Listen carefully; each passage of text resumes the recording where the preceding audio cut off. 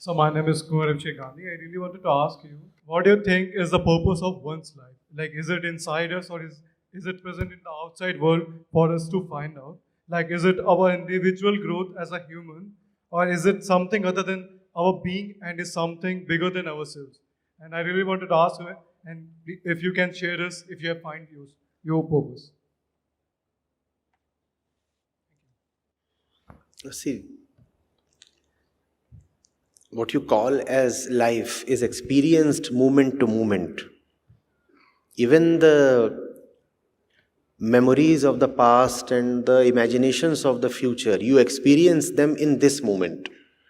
So essentially, life is nothing but your experience as it is right now.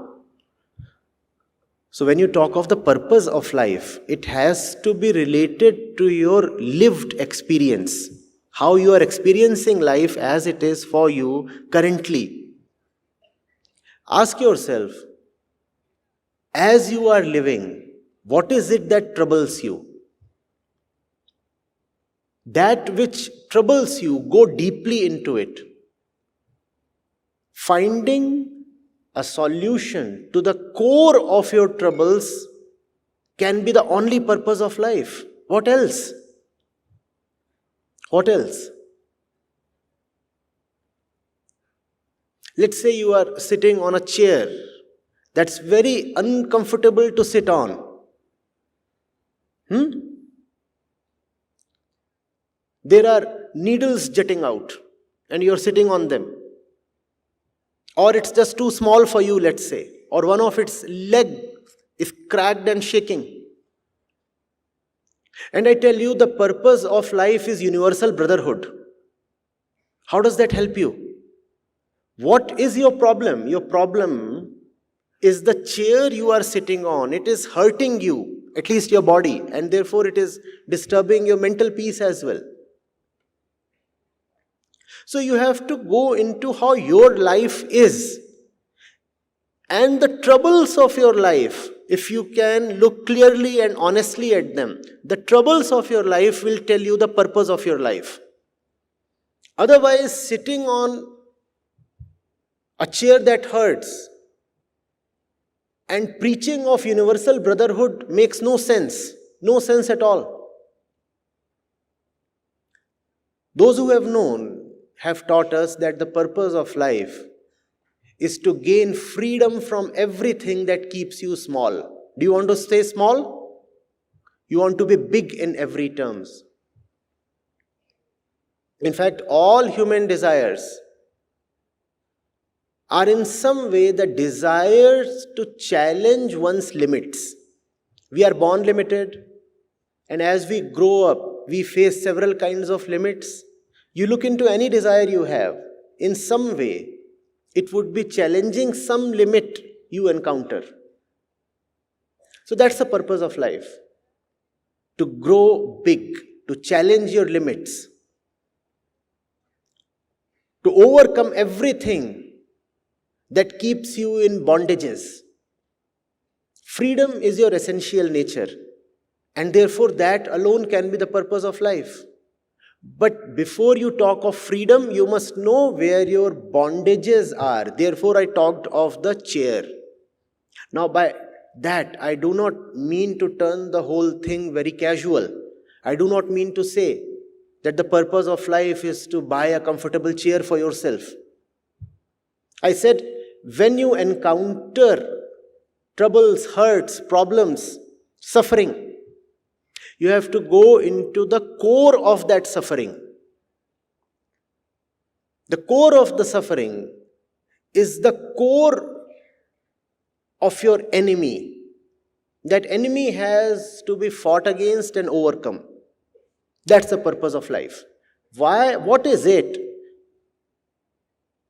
that keeps nagging me incessantly? What is it that troubles me so much in this form or that form? Obviously, you'll get up from the chair and walk out and the chair would cease to be a problem. But then some other problem will arise. There is always something or the other to trouble.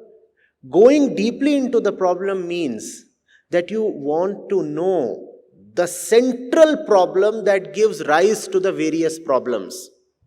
What is the central problem? Figure that out. That central problem is a central weakness, the central limitation. If you can figure out your central problem, you know the purpose of your life. If you do not know your central problem, then figuring out the central problem is the purpose of life. Full stop.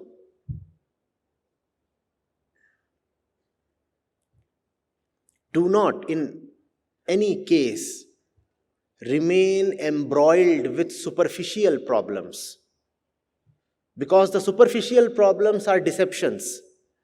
The superficial problems exist so that you can never see the mother problem. We keep fighting the small problems and the big, huge problem remains hidden. Stop fighting the little ones. They are pawns. Fight the mother operator. See where that queen is and target her. Firstly, figure it out. Secondly, overcome her. That's the purpose of life. Namaskaram, sir. I am Sarthak Mehta from 1BA HEP. My question is, whatever we have planned for success, like if we got success, after that getting success, we feel like we have failed in some point of time. So please address this issue. Repeat the question. Simplify it. I was asking if we have planned a success, we received it. But after that success, we took it negatively and we feel like we failed in our lives. After getting success it feels like we have failed some point of life. So that's my question. See, that's the reason why goals must be very carefully thought of before you invest yourself in your goals. Else, this is the result, rather the punishment. You will spend a lot of time, let's say 2 years, chasing something, and when you obtain it, you will find you are still disappointed. So first of all, you invested 2 years, and now you will have to again invest a lot of time just remaining in the disappointment. And you will have to start from scratch, look at something else.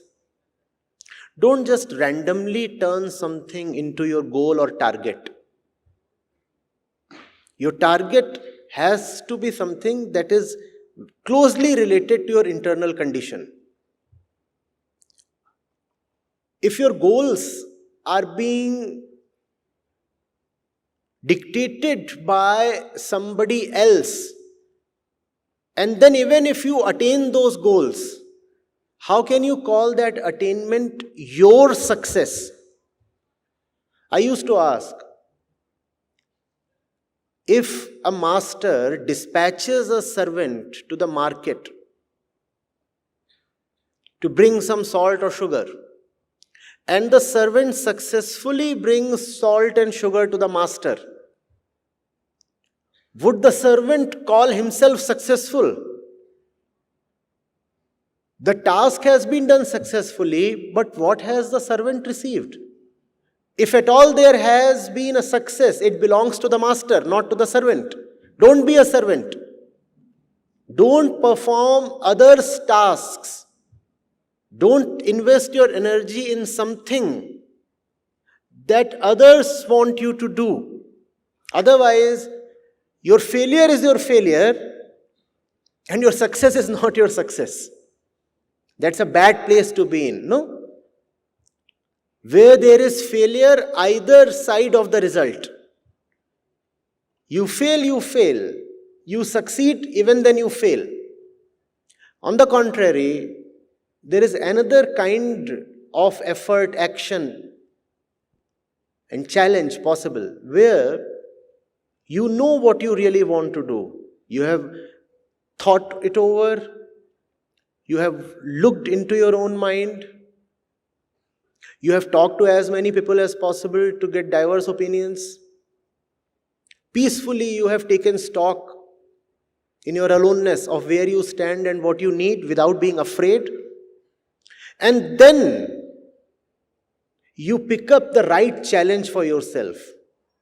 When you do that, then even if you fail, you have still succeeded because you took up a worthy challenge. So pick up something like that, where even failure is a success.